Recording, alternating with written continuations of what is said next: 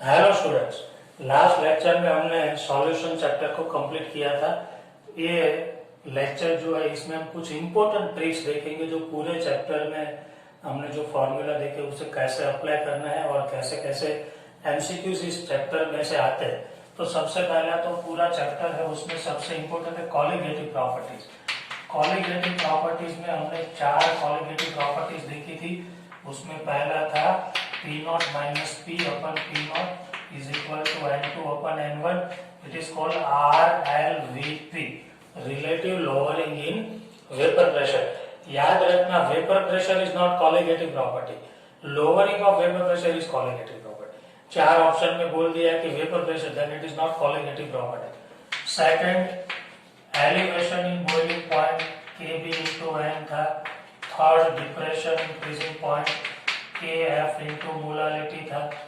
Fourth, osmotic pressure pi is equal to CRT था. ये सब का एप्लीकेशन क्या था? To find out the molar mass of any unknown substance, but for non electrolyte only. यदि आप इसे यूज करते इलेक्ट्रोलाइट के लिए तो आगे क्या लगाना होता? I. अब नॉन इलेक्ट्रोलाइट कौन कौन है हमारे सिलेबस में? खास याद रखना है, glucose, fructose, sucrose and urea. इसके अलावा सारे इलेक्ट्रोलाइट है, तो इसके लिए आप आई नहीं लगाएंगे, मतलब दे आर नॉन इलेक्ट्रोलाइट. बाकी सब में आई लगे. अब एक इंपॉर्टेंट रिलेशन में आपको नोट करवाने जा रहा हूं कि कॉन्सेंट्रेशन का ये सबके साथ क्या रिलेशन है. देखिए, इसके साथ जैसे जैसे हम सॉल्यूट, मैंने आपको बोला था जैसे जैसे सॉल्यूट डिसॉल्व होगा वेपर प्रेशर डिक्रीज होगा, मतलब concentration increase, vapour pressure decrease. Freezing point भी डिक्रीज होता है. डिप्रेशन देखिए, molarity increase, freezing point depression मतलब डिक्रीज, मतलब molarity and freezing point inversely proportional. Boiling point elevate होता है, increase, so boiling point and concentration directly proportional. And again osmotic pressure increase होता है directly proportional to concentration. तो it is very very important relation for us.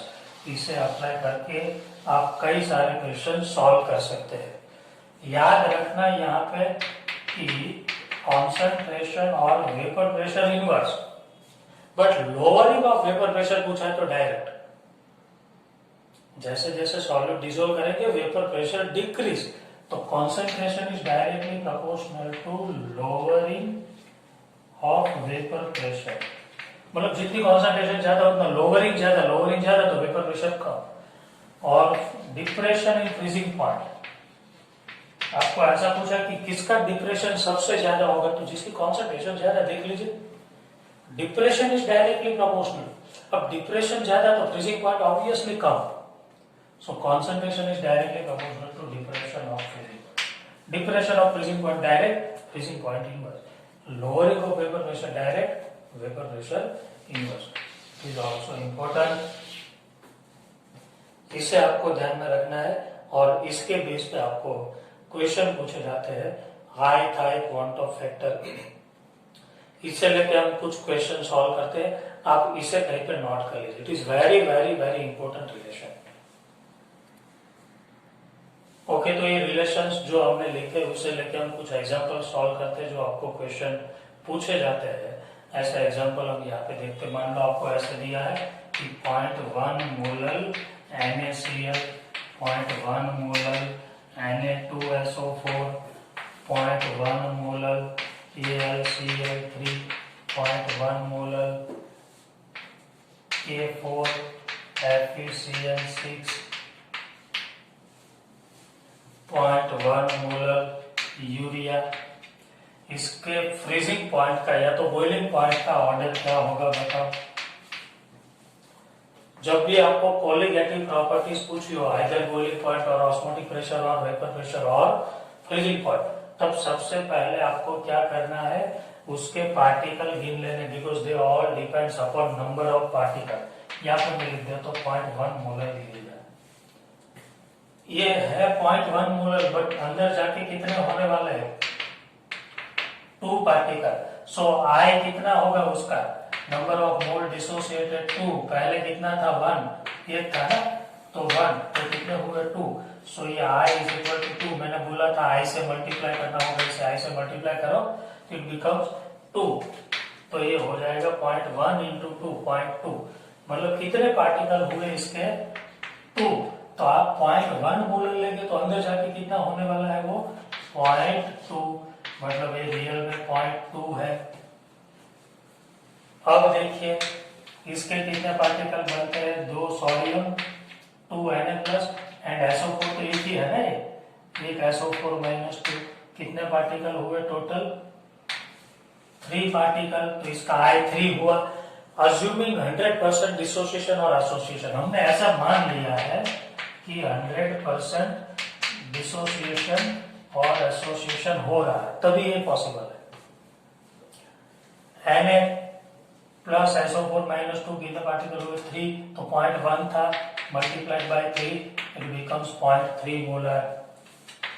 इसके कितने हो गए, एक एल्यूमिनियम 3 क्लोरीन, अब तो आप कर पाएंगे, 3 + 1 4, इट बिकम्स 0.4 मोलर।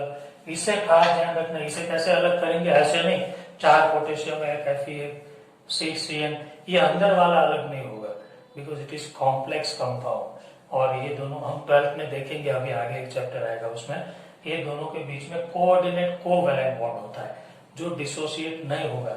आप ये ब्रैकेट को पूरा ऐसे ही रखेंगे, बाहर और अंदर से अलग करेंगे ऐसे, 4 पोटेशियम खास, 4 पोटेशियम एंड ये कितना है 1 FeCN6 -4, ये 4 यहाँ जाएगा, -4, कितने पार्टिकल हो गए 4 और एक 1, मतलब 5 पार्टिकल्स, तो ये हो गए 5 पार्टिकल्स, इसके मल्टीप्लाइड बाय 5 कर रहे 0.5 मोलर हो गया। और यूरिया तो नॉन इलेक्ट्रोलाइट है, तो इसके तो जो थे वही रहेंगे 0.1, ये रह जाएगा 0.1। अब देखिए बॉइलिंग पॉइंट का ऑर्डर क्या होगा, सबसे ज्यादा boiling point concentration is directly proportional to boiling point. इसे नंबर 1 दे दे, इसे नंबर 2 दे दे, मान लो इसे हम नंबर 2 दे दे, इसे नंबर 3 दे दे, इसे 4 नंबर दे दे और इसे 5 नंबर, तो सबसे ज्यादा कॉन्सेंट्रेशन जिसकी होगी उसका बॉइलिंग पॉइंट ज्यादा। तो कॉन्सेंट्रेशन किसकी ज्यादा है 4 वाले की, तो 4 का बॉइलिंग पॉइंट ज्यादा, उससे कम किसकी है 3 वाले की, उससे कम किसकी है 2, देन 1, देन 3। क्लियर, जिसकी कॉन्सेंट्रेशन ज्यादा उसका बॉइलिंग पॉइंट, कॉन्सेंट्रेशन कौन सी लेनी जो दी है वो नहीं, उसे अलग करके पार्टिकल जो बनते हैं उसे मल्टीप्लाई कर दीजिए। फ्रीजिंग पॉइंट पूछा है तो इनवर्सली प्रोपोर्शनल, जिसकी कॉन्सेंट्रेशन ज्यादा उसका फ्रीजिंग पॉइंट कम, जिसका उल्टा हो जाएगा 4 3 2 1 5। वेपर प्रेशर पूछा है तो वो भी उल्टा, मतलब ये वेपर प्रेशर का ऑर्डर भी रहेगा बॉइलिंग पॉइंट, और ऑस्मोटिक प्रेशर का यही रहेगा। क्लियर। सेकेंड एक क्वेश्चन में आपको देता हूं, 0.2 molar urea, number 1, 0.2 molar NaCl, 0.2 molar glucose, 0.2 molar K3FeCN6, 0.2 molar acetic acid in benzene.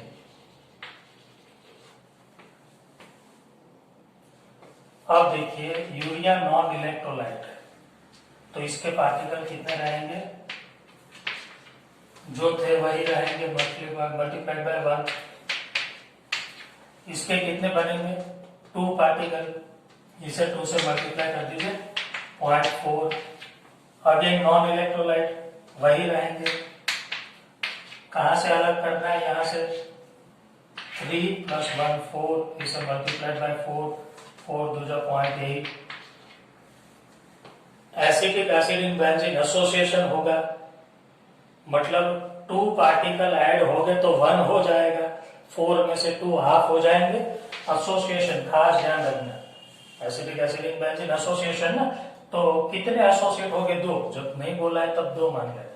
So dimerisation होगा, मतलब 2 के 1 हो जाएगा, मतलब डिवाइड बाय 2।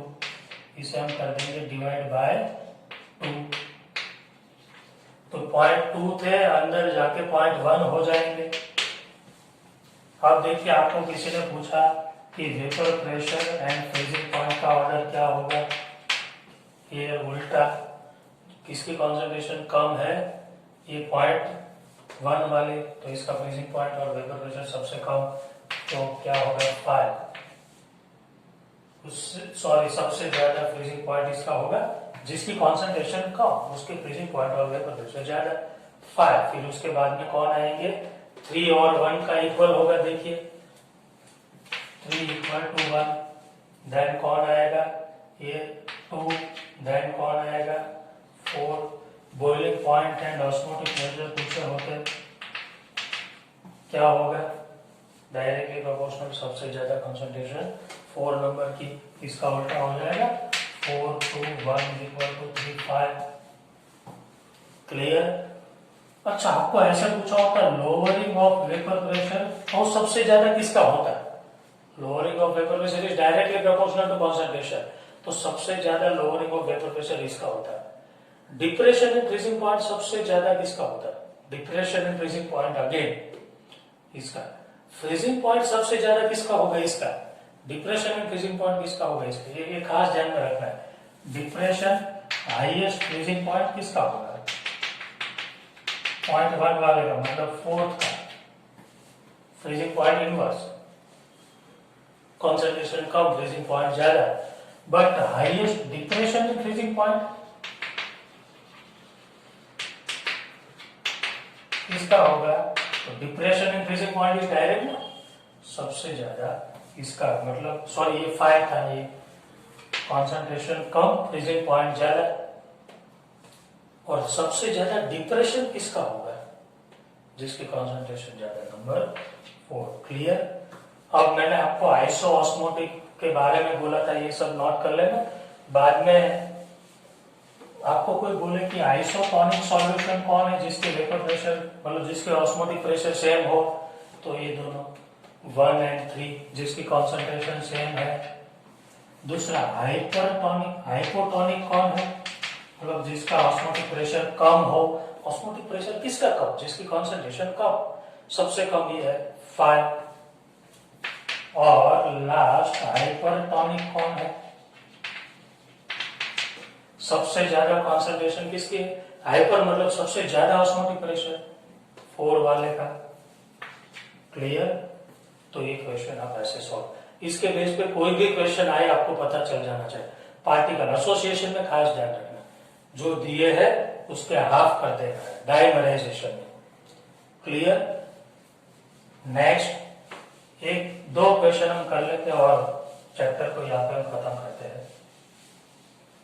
एक क्वेश्चन आपको ऐसा दिया है कि 0.1 molar NaCl and 0.1 molar acetic acid, boiling point का ऑर्डर। मैंने क्या बोला था? इसमें से कितने पार्टिकल बनते हैं? Na+Cl-, इसमें से कितने बनते हैं? वाटर में डिसोल्व किया है दोनों को, एक्वियस, तो इसमें से CH3 COO- एंड H+। तो इसकी कॉन्सेंट्रेशन 0.1 और 2 पार्टिकल, तो वैसे देखेंगे तो कितनी होगी? 0.2। इसकी भी 2 पार्टिकल 0.1 अज्यूमिंग 100% डिसोसिएशन ऐसा होगा, बट क्वेश्चन में तो बोला नहीं 100% डिसोसिएशन।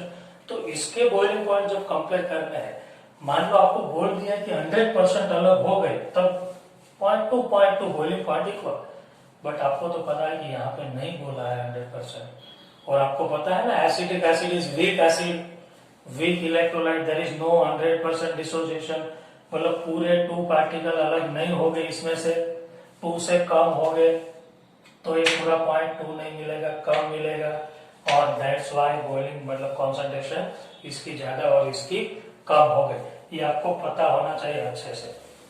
ये वाला वीक इलेक्ट्रोलाइट है, ये स्ट्रॉन्ग और वीक इलेक्ट्रोलाइट।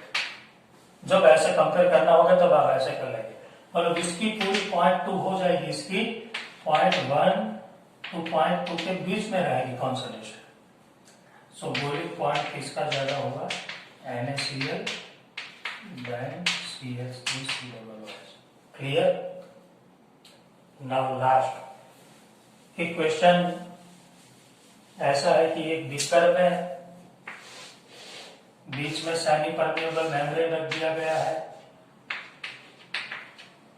यहाँ पे बीकर ए है और बीकर बी, इसमें पानी भर दिया और सॉल्यूशन लिया एक्वियस FeCl3 और यहाँ पे सॉल्यूशन लिया एक्वियस K4FeCl6।